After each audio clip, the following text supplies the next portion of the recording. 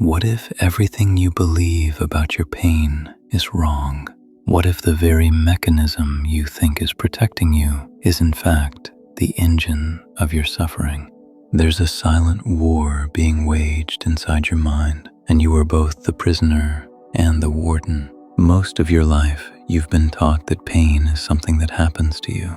An external event lands like a blow, and you are left to deal with the bruise, the job you lost, the trust that was shattered, the future that dissolved overnight. We treat these moments as invasions, as if suffering is an uninvited guest we must now host indefinitely. But this understanding is incomplete. It misses the crucial, brutal pivot point. The primary source of your enduring anguish is not the event itself. It is your profound, often invisible rebellion against what is, your refusal to accept the reality that now sits before you. This resistance is the true architect of your long-term misery. It takes the natural, sharp sting of pain and stretches it into a lifetime of ache. The pioneering psychologist Carl Jung pierced to the heart of this with a deceptively simple observation. What you oppose, you strengthen. This is not a poetic platitude. It is a psychological law as real and operational as gravity. Consider it. When a difficult event occurs, your nervous system reacts. Grief, anger, fear. These are biological signals, raw data from your psyche. They are not the problem. Suffering emerges in the next moment, in the story your mind begins to author, the narrative that shouts, "This cannot be. This is unacceptable. It should not be this way." That internal protest, that clash between the reality you have and the reality you demand, is where agony takes root and flourishes. Your mind is engineered for a sense of command. It craves predictability, safety, a linear path. But existence does not operate on your personal schedule. It unfolds with its own chaotic, mysterious rhythm. So when the inevitable divergence occurs, when the path disappears, when the ground falls away, your instinct is to brace, to deny, to fight the current. You plant your feet in the riverbed and scream at the water to change its course. And in that exhausting, impossible effort, you drown, not in the water, but in your own futile struggle against it. Let's be specific. The deep sorrow of a profound loss has its own timeline, its own organic weight. But the torment that persists for years, that haunts your sleep and colors your days, that is born from clinging, from the mind's endless rehearsal of a different past, a phantom future that was stolen. The betrayal was real, the failure was real, but the secondary layer of torture, that is self-generated. It is the tax you pay for refusing to accept the ledger of your life as it has been written. So, how is this cycle broken? The answer is found in a principle so counterintuitive it feels like surrender, yet it is the ultimate act of inner sovereignty, radical acceptance. Now, understand this clearly. Acceptance is not approval. It is not passivity. It is not saying what happened was good or fair. It is the conscious decision to cease the civil war within yourself, to stop expending your vital energy battling a fact. It is the moment you look at the unchangeable reality and say, "This is what is." In that declaration, a profound shift occurs. You are not condoning the event. You are simply ending your futile resistance to its existence. You transfer your energy from the unwinnable war against what was to the empowered realm of what now. Imagine two individuals facing the same devastating professional collapse. One spends a decade marinating in bitterness, replaying the injustice, wearing their wound as an identity. Their story becomes, "The world is unfair, and I am its victim." The other, after moving through the initial shock and grief, chooses a different path. They accept the collapse as a brutal fact,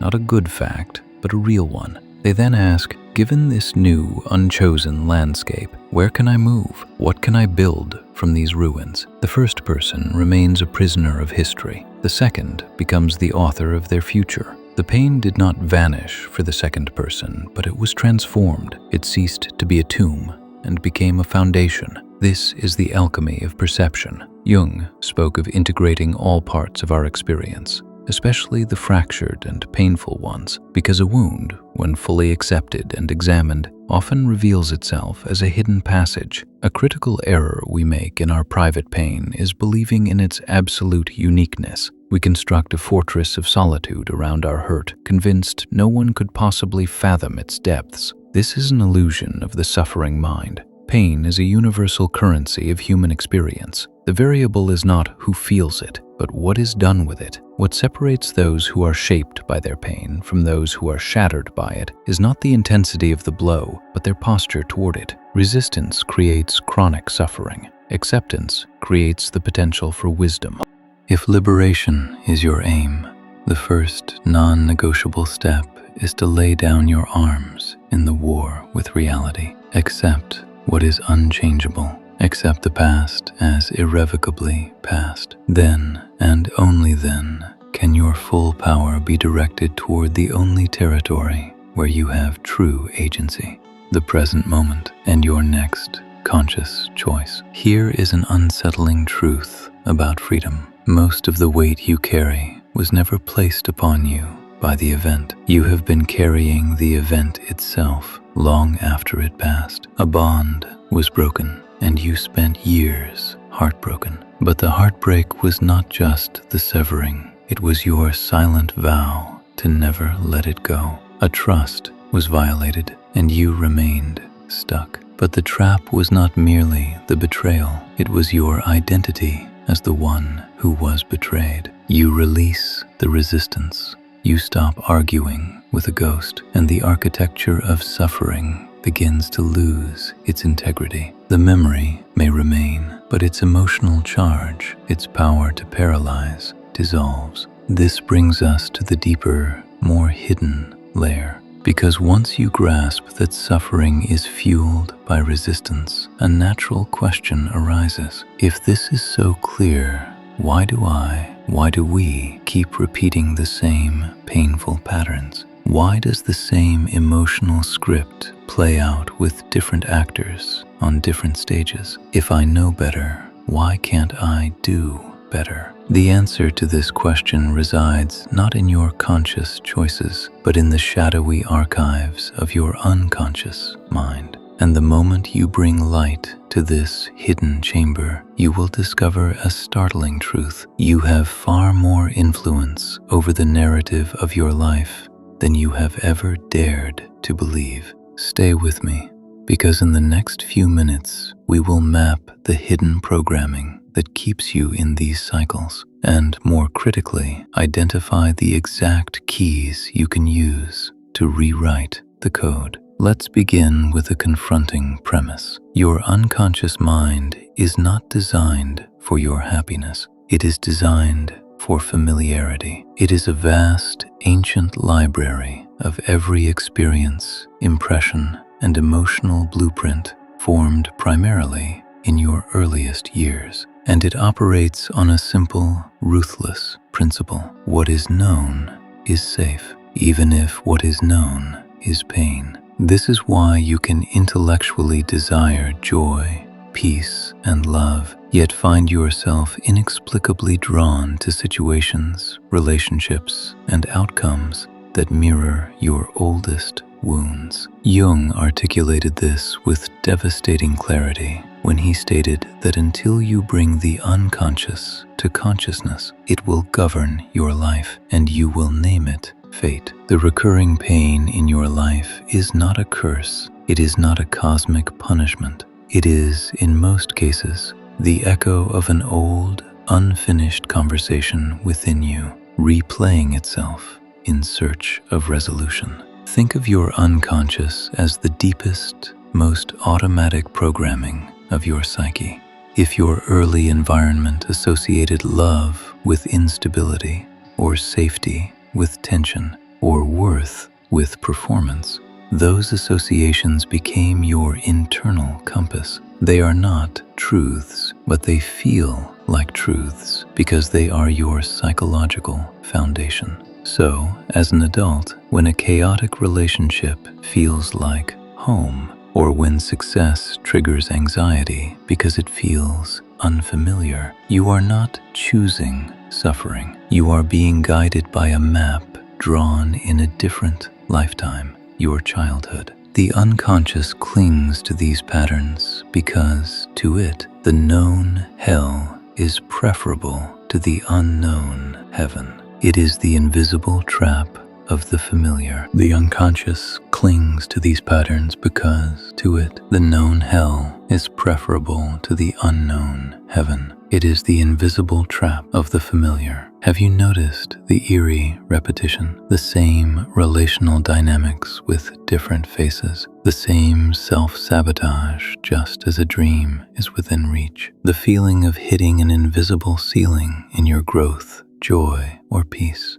This is not a coincidence. It is the unconscious pattern reasserting itself. It is the emotional equivalent of a broken record, stuck in a groove worn deep by repetition. But why would we be wired for such apparent self-defeat? The answer lies in the mind's primary objective, survival. To your unconscious, a familiar pain is a known variable, and therefore, paradoxically, a form of safety. An unfamiliar joy or profound peace can feel like uncharted territory, threatening to the old, established order of your inner world. So you may unconsciously orchestrate a return to the familiar ache. And here is the most vital point. As long as this pattern remains in darkness, you will continue to call it your life, your luck, your destiny. You will utter phrases like, "This always happens to me," or "I'm just meant to be alone," or "Things never work out for me." You will wear these stories as identities, not realizing they are simply the readouts of an old,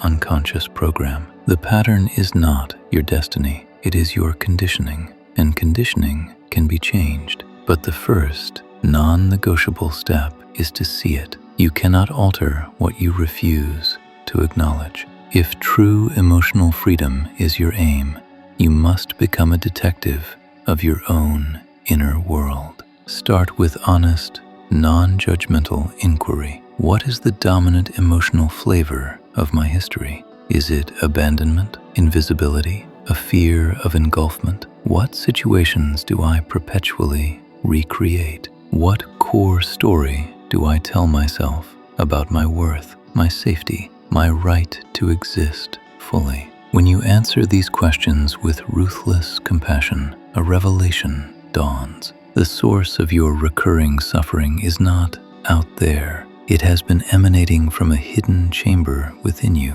projected onto the world, and then experienced as an external fate. This moment of recognition is the crack in the prison wall. It is the beginning of the end of the cycle. Breaking free does not promise a pain-free life. It promises an end to the unconscious repetition of the same pain. You will still feel the full spectrum of human emotion, but you will no longer be a marionette controlled by strings you never agreed to hold. And this leads us to the central character in this internal drama, the master of ceremonies for your suffering, the ego. The ego sustains itself on your suffering. If you are committed to dismantling the patterns that confine you, you must understand this. Your ego is not your friend in the journey toward wholeness. It is the part of you that constructed an identity around your wounds, your stories, and your resistance. It is the inner voice that insists, "I have a right to my resentment. Look what they did to me." It crafts a compelling identity of the victim, the wronged one, the one who was dealt a bad hand. It tells you this identity is powerful, that it protects you. But here is the brutal truth. The ego does not want you to heal, because if you healed, if you truly released the story, forgave the unforgivable, accepted the unacceptable, the ego's raison d'être would vanish. Its entire construction, its sense of solidity, is built upon the grievance. The ego is not you. It is a construct, a collection of self-concepts, defenses, and stories you've accumulated to navigate the world. It confuses itself for the totality of who you are, and it is cunning. It doesn't announce, "I shall keep you in misery." Instead, it whispers persuasive justifications for holding on. It replays the tape of injustice to prove its point. It encourages you to dwell in blame because blame keeps the focus external. If the problem is out there with another person or a cruel universe, then you never have to venture into the terrifying, liberating territory of total self-responsibility. You remain in the state of waiting for an apology, for justice, for recognition. And while you wait, your life passes by. This is the seductive trap of victimhood. It feels empowering in the short term. It provides a clear villain and a noble sufferer. But in the long term, it is a surrender of all personal power. It says, "My emotional state is determined by what was done to me." This is the ego's ultimate trick, to make you believe you are powerless. But the deepest, most difficult truth you will ever face is this: no one is coming to save you. No apology will be profound enough. No external change will be sufficient to grant you peace if the internal war continues. The only salvation is self-salvation. The only one who can break the cycle is the one living within it, you. So, how do you dissolve the ego's grip? You don't fight it. You see through it. The first and most powerful step is recognition. So, how do you dissolve the ego's grip? You don't fight it. You see through it. The first and most powerful step is recognition. You are not that voice. You are the awareness that hears the voice. When the ego spins its tale of woe, instead of becoming entangled in the story, practice stepping back. Observe the narration. There is the story of my betrayal playing again. There is the voice claiming life is unfair. This act of witnessing creates space. In that space, choice enters. You are no longer the story. You are the conscious being aware of the story. Second, stop feeding the narrative. Every time you mentally rehearse your grievance or seek sympathy by retelling it, you are watering the weed. Ask yourself, does reliving this story empower me or diminish me? If it diminishes you, your task is to gently, firmly change the channel of your attention.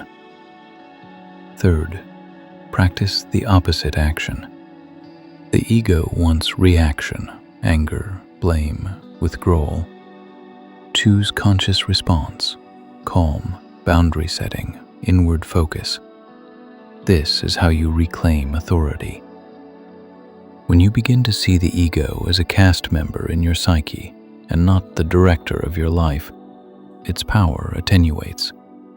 You no longer need your pain to define you. You no longer require the world to conform to your demands for you to be okay. And in that profound inner stability, you encounter the final, transformative truth about emotional pain. It does not leave because you beat it into submission. It begins to dissolve when you stop treating it as an enemy and instead allow it to be a transient, albeit intense, weather system, passing through the vast sky of your awareness. This is the frontier few are taught to approach. From our earliest days, we are conditioned to avoid pain. Be strong, don't cry, move on.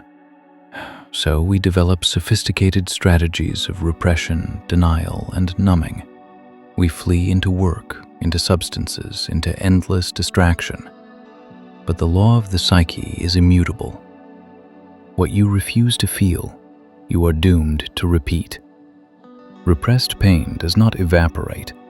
It goes underground, fermenting in the darkness of the unconscious, emerging later as chronic anxiety, unexplained rage, pervasive numbness, or a profound disconnection from life.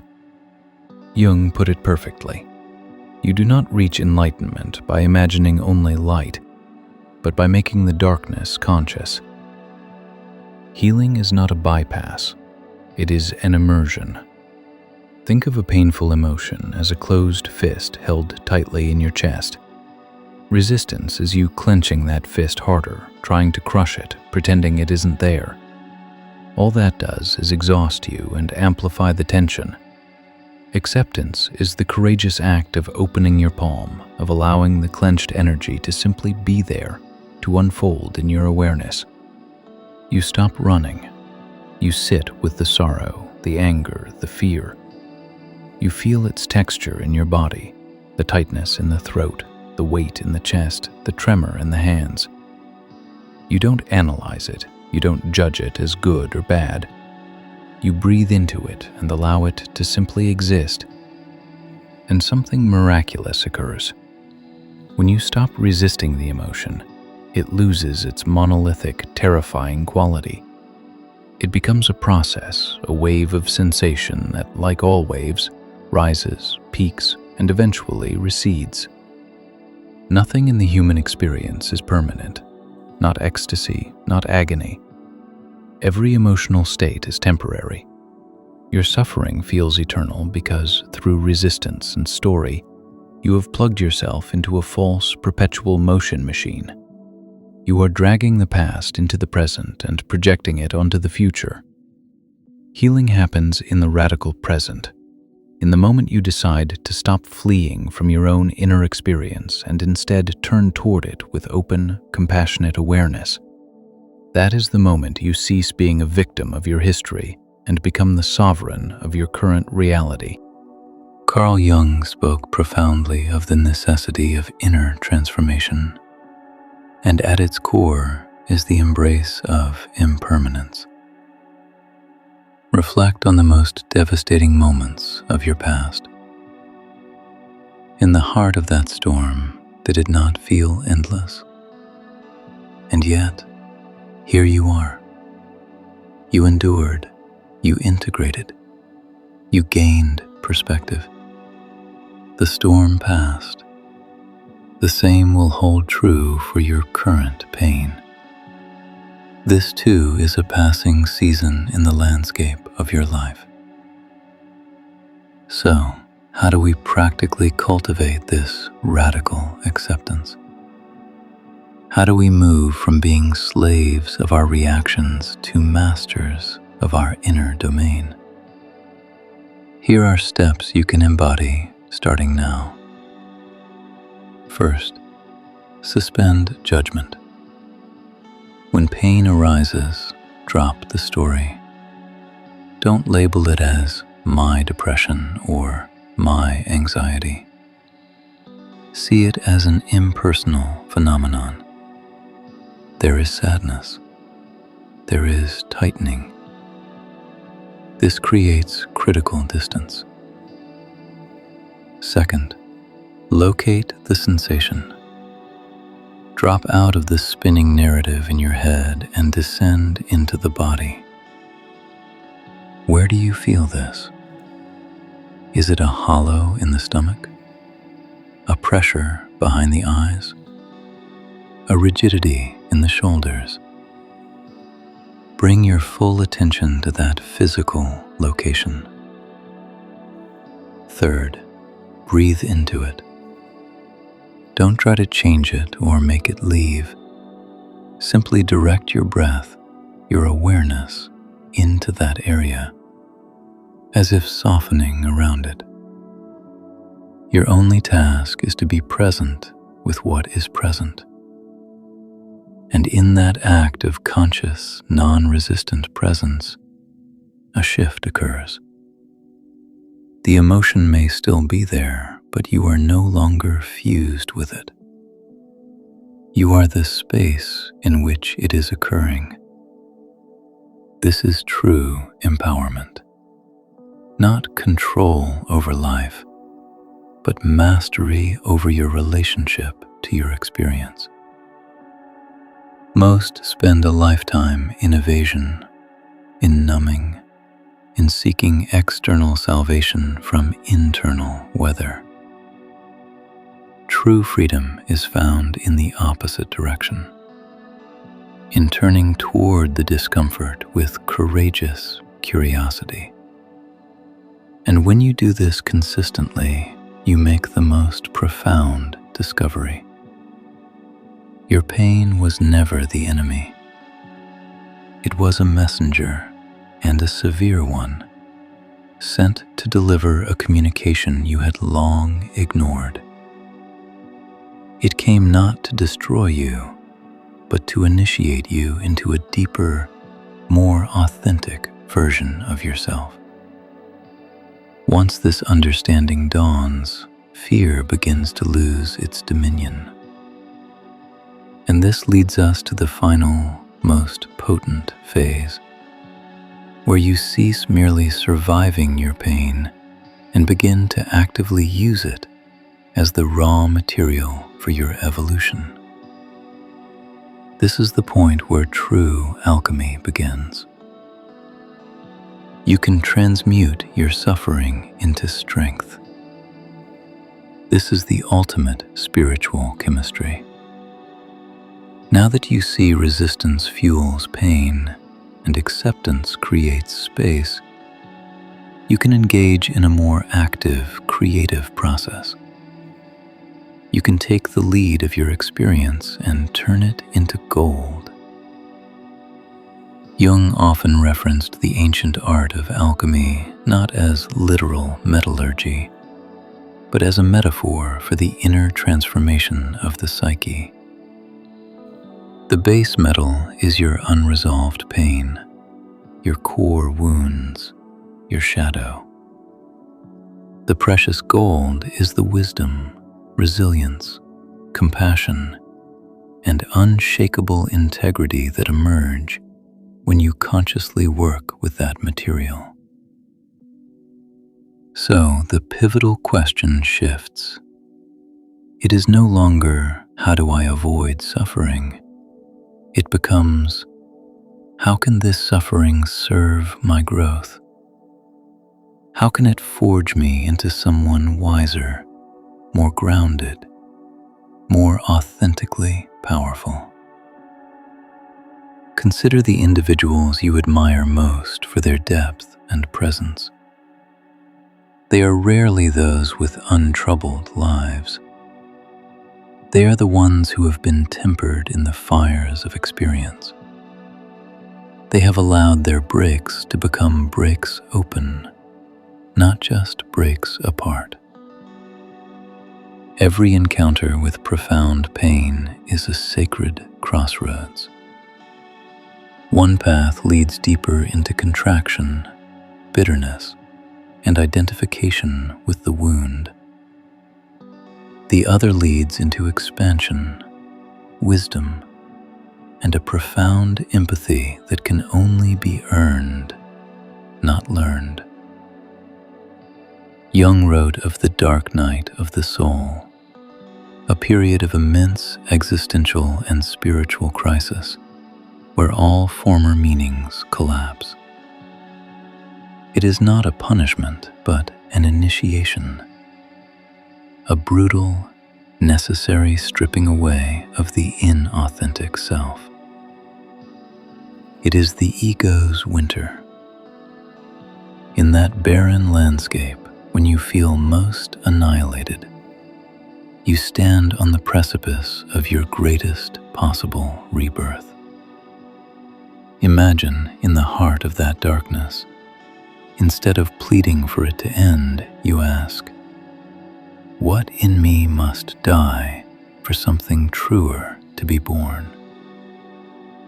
What is this absolute vulnerability trying to reveal? In that shift of inquiry, you cease to be the victim of the process and become its participant. You become the alchemist of your own soul. Every significant loss you've endured was a death. The death of a dream, a relationship, an identity. But these psychological deaths are not finalities. They are necessary cleansings. They make space. They dismantle the structures that were too small to contain the person you are becoming. Every significant loss you've endured was a death. The death of a dream, a relationship, an identity. But these psychological deaths are not finalities. They are necessary cleansings. They make space. They dismantle the structures that were too small to contain the person you are becoming. If you look back, your most formative moments were likely not the easy victories, but the trials that forced you to dig deeper than you knew you could. That is the essence of transformation. Pain, when fully met, shatters your illusions.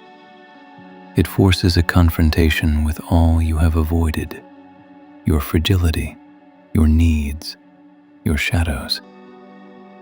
And within that confrontation lies the supreme choice to let the experience define you or to let it refine you. How then do you actively engage in this alchemy? First, reframe the pain. See it not as a random assault, but as an inevitable and purposeful part of the human journey. Stop asking, "Why me?" and start asking, "What for?" What is this here to teach me about my resilience, my boundaries, my capacity for compassion? Second, reclaim your narrative. Your story of pain is unique, but the power lies in how you author the next chapter. Will it be a tragedy or a hero's journey of overcoming? Those who have turned profound betrayal into impeccable self-trust or devastating loss into a life of deep meaning are not magical. They simply chose to use their pain as fuel, not anchor. Third, let the pain direct your purpose. That specific ache you carry often points directly to what you are meant to heal, not just in yourself, but potentially in the world. The most impactful guides are often those who have intimately known the territory they now help others navigate. And finally, allow pain to mature into wisdom. When you have walked through the fire and not been consumed, you develop an unshakable inner grounding. You stop fearing emotional storms because you know you can weather them. You become less reactive to the chaos of others because you understand it is their pain speaking, not a truth about you. You develop a quiet, unwavering presence. This is what Jung termed individuation, the process of becoming an integrated, whole individual, no longer ruled by unconscious complexes or the need for external validation. You become, essentially, yourself. When you reach this stage, the old, cyclic pain dissolves. You no longer relate to yourself as a collection of wounds.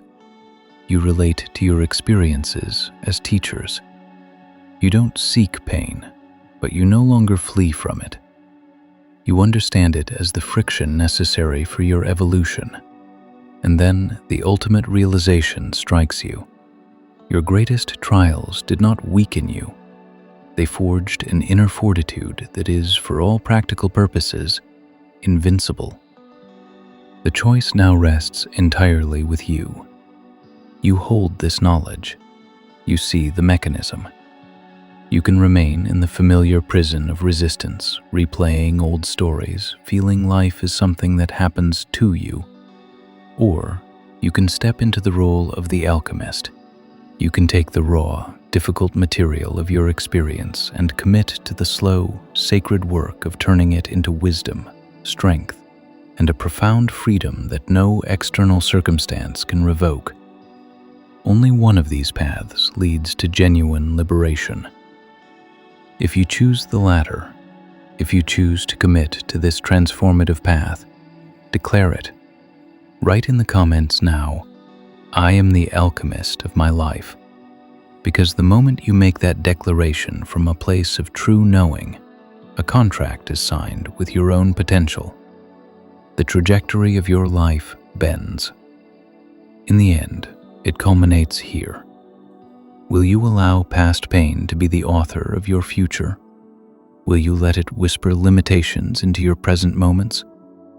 Or will you undertake the most daring project of your existence, to use every scar, every ache, every ending as the very foundation for a wiser, more resilient, and profoundly authentic beginning? Jung said we cannot awaken until we hit bottom. That bottom is not a pit, but a diving board. Now that you understand the architecture of suffering, the power to rebuild your inner world is in your hands. Pain only retains its tyranny if you continue to grant it that authority through resistance. But when you stop fleeing, when you turn and face it with acceptance and conscious intent, everything changes. You become the master of your destiny. If you have stayed until this moment, it is because a part of you is ready. Ready to cease being defined by what hurt you and to start being refined by it. This, however, is merely the opening of a door. The journey inward goes much deeper. The next video will guide you into the practical daily work of shadow integration, how to consciously dialogue with the very parts of yourself you've been taught to reject.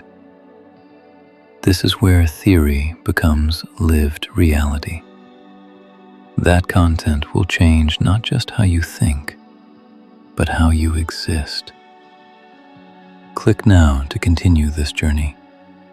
Subscribe and enable notifications, because what we explore next is the map to the territory you've just decided to claim. I will see you there.